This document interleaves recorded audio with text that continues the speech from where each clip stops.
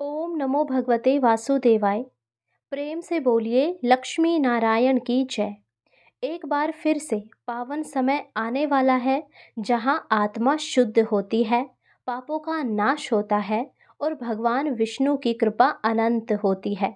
आज मैं आपको बताऊंगी कि इस वर्ष की योगिनी एकादशी का क्या महत्व है, आखिर योगिनी एकादशी कब करनी है, व्रत की विधि क्या है, शुभ मुहूर्त क्या है, पारण का समय क्या है और ब्रह्म मुहूर्त व सूर्योदय कब होगा।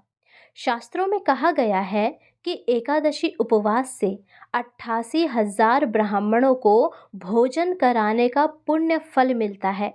यह व्रत सारे पापों का नाश करता है। रोग, दरिद्रता, कलेश, शोक सब दूर होते हैं और मनुष्य धीरे धीरे मोक्ष के पथ पर अग्रसर होता है।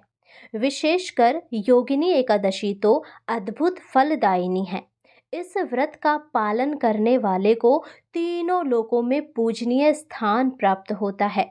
भविष्य पुराण में कहा गया है कि जिसने योगिनी एकादशी का व्रत विधि पूर्वक किया, उसके समस्त पाप नष्ट हो जाते हैं और उसे अंत में भगवान विष्णु के धाम में स्थान प्राप्त होता है। कहते हैं जिसने इस व्रत को कर लिया, उसके करोड़ों जन्मों के दोष कट जाते हैं।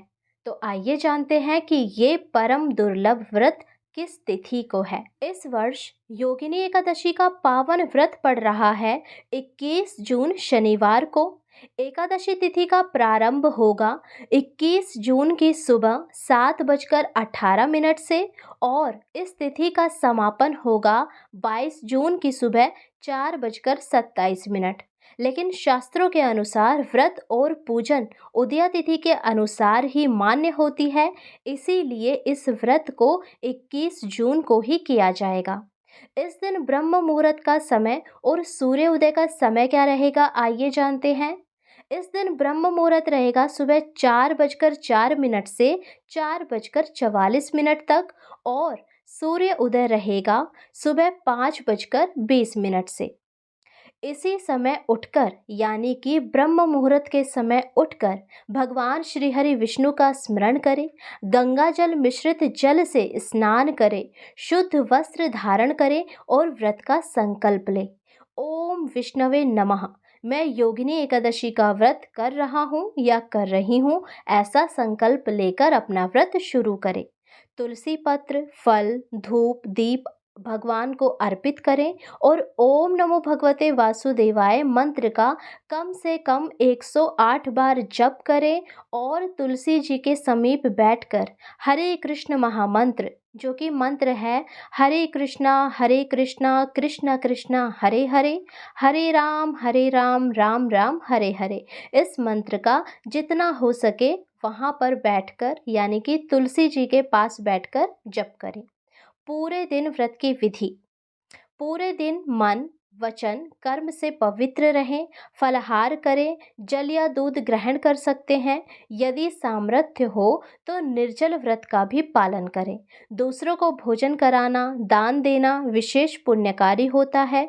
रात्रि में भजन कीर्तन करें, कथा सुने और यदि संभव हो तो रात्रि जागरण करें, जिससे पुण्य और अधिक बढ़ जाता है।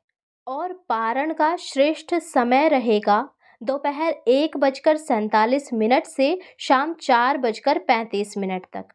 पारण से पूर्व भगवान को नैवेद्य अर्पण करें, ब्राह्मण या किसी भूखे व्यक्ति को भोजन कराएं, तभी स्वयं भोजन करें। इस योगिनी एकादशी के पश्चात अब हम एक बहुत ही पावन काल की ओर बढ़ रहे हैं, चातुर्मास की ओर। चातुर्मास यानी वह 4 मास का विशेष काल जब स्वयं भगवान श्री हरि विष्णु क्षीर सागर में योग निद्रा में चले जाते हैं। आषाढ़ शुक्ल एकादशी से चातुर्मास का प्रारंभ होगा, जो कार्तिक शुक्ल एकादशी तक चलेगा। इस अवधि में शुभ मांगलिक कार्य जैसे विवाह, गृह प्रवेश आदि नहीं किए जाते, बल्कि यह काल विशेष होता है भजन, कीर्तन, ध्यान, जप, व्रत, तपस्या और आत्म शुद्धि का। यह 4 मास मन, वचन और कर्म से शुद्ध बनने का सुंदर अवसर होता है। जो भक्त इस अवधि में व्रत, नियम, संयम से रहता है उन्हें सहस्त्र गुना फल प्राप्त होता है। कहते हैं कि इस काल में किया गया एक छोटा सा जप भी करोड़ों पुण्य प्रदान करता है।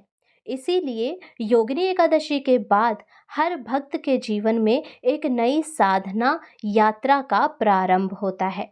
तो आइए इस योगिनी एकादशी के शुभ अवसर पर हम सभी भगवान श्री हरि के चरणों में प्रणाम करें, व्रत, जप, ध्यान से अपने जीवन को सफल बनाएं और चतुर्मास के लिए स्वयं को पवित्र एवं तैयार करें। परम पिता श्री हरि विष्णु की असीम कृपा सदा हम सभी पर बनी रहे।